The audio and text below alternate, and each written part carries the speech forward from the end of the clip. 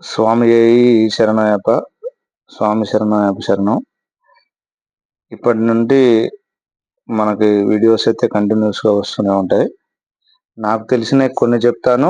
నాకు తెలియని ఇంకా మెయిన్ ఇంపార్టెంట్ ఉంటాయి కదా, అవి అయితే గురుస్వాములతో చెప్పించే ప్రయత్నం చేస్తాను మీకు.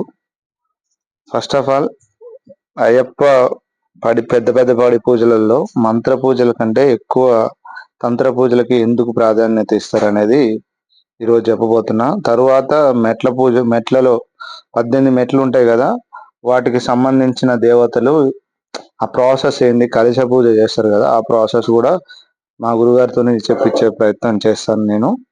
ఇంకా కొంతమంది గురుస్వాములతో కూడా ఇంటర్వ్యూలో పార్టిసిపేట్ చేస్తా. ఆ వీడియోస్ కూడా మీకు అప్లోడ్ చేయడం జరుగుతుంది. అధిష్టాన దేవతలు, ఆ 18 మంది దేవుల్లో అధిష్టాన దేవతల గురించి అయితే మంచిగా ఒక వీడియో అయితే క్లారిటీగా చేసి పెడతాను. ఫస్ట్ ఇప్పుడు ఈ విషయం చెప్తాను. మంత్ర పూజ ఎందుకు చేయట్లేదు, తంత్రానికి ఎందుకు ఇంపార్టెన్స్ ఇస్తారు అనేది చెప్తున్నా. ఫస్ట్ మన దగ్గర మంత్ర, తంత్ర, యంత్ర అనేది 3 రకాలుగా ఉంటాయి పూజలు అనేవి. మంత్రం అనేది ప్రతి దేవుడికి చేసే పూజ. మంత్రంతో పాటు తంత్రం ఉంటది, అంటే 2 కలిపి ఉంటాయి. ఇక్కడ మంత్రం ప్లస్ తంత్రం ఉంటది కలిపి. అంటే ప్రతి ముద్రకి వాళ్ళు వేసే తంత్ర ముద్రలు ఉంటాయి కదా, వాటికి ప్రతి ముద్రకు కూడా ఒక మంత్రం అనేది వాళ్ళు జపిస్తూ లోపల చెప్తూ ఆ ముద్రలు వేయటం జరుగుతుంది.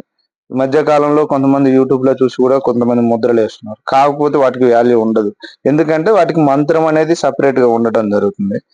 ఇంకోటి యంత్రాన్ని కూడా ఆడబెట్టినప్పుడు కూడా యంత్రానికి కూడా ప్రాణ ప్రతిష్ఠ చేస్తారు. ఏది మంత్రంతోని, జపంతోని మంత్రం జపిస్తూ వాటికి వాటికి ఒక దాన్ని ఉపయోగిస్తారు.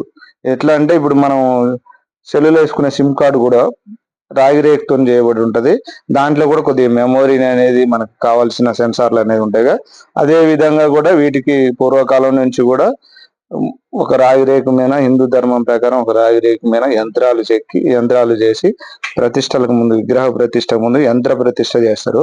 చేసినప్పుడు కూడా వాటికి మంత్రంతో చేపిస్తే దానికి ఒక పవర్ ని యాడ్ చేయడం జరుగుతుంది ఆ దాంట్లో, ఆ రాగి రేకులో. అలా ఉంటది మంత్ర, యంత్ర, తంత్ర. ఇంకోటి తెలియదు, ఇంకో ఆచారాలు ఉంటాయి. దక్షిణాచారం, వామాచారం, కౌలాచారం అని 3 ఆచారాలు ఉంటాయి. అంటే మీకు క్లారిటీగా చెప్పాలంటే, ఎడంతో మనం అందరం చేసేది కుడి చేతితో చేస్తాం. అఘోరాలు వాళ్ళు ఎడం చేతితో చేస్తారు. అది వామాచారం అంటారు, ఎడం చేతి చేస్తారు. కౌలాచారం అని ఇంకో ఆచారం ఉంటది, అది వేరే డిఫరెంట్ గా. ఇలా పూజా విధానం అనేది డిఫరెంట్ ప్యాటర్న్స్ తో ఉండటం జరుగుతుంది. స్వామి శరణయ్యప్ప.